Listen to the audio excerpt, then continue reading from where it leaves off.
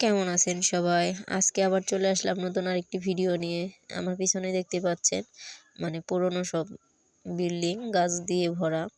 বট গাছ, অনেক নানান ধরনের গাছ আমার পেছনে দেখা যাচ্ছে। আপনাদেরকে আমি সামনে আরেকটি জিনিস দেখাচ্ছি। পুরনো বিল্ডিং এর যে গেট, এখান থেকে শুরু। দেখেন, আ পুরনো বিল্ডিং এটার ভিতরে আছিল। অনেক বড় বড় বিল্ডিং আছিল, যেগুলা মানুষ ভেঙে দিছে। দেখেন, এই বিল্ডিংটার উপরে মানুষ বসবাস করছে।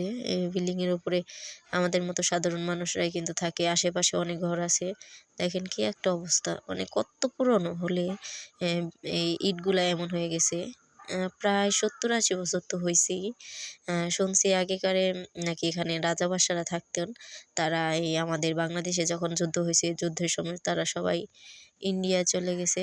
আমি আপনাদেরকে একটা জিনিস দেখাচ্ছি। সামনে একটা রাজপ্রাসাদ আছে, যেটাকে আমাদের এলাকায় সবাই ভুতুড়ে বাড়ি হিসেবে চিনে। ওই যে দেখা যাচ্ছে, দেখেন এই যে এটা কিন্তু এই বাড়িটার মেন গেট। যারা থাকে তারা এটা দিয়ে বের হয়।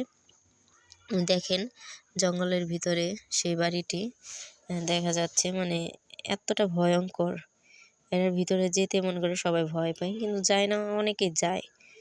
দেখেন কি কেমন আসলো বাড়িটা, এখন কেমন হয়েছে। আজকের মতো এখানেই, সবাই ভালো থাকবেন, আমিও ভালো থাকবো। বাই।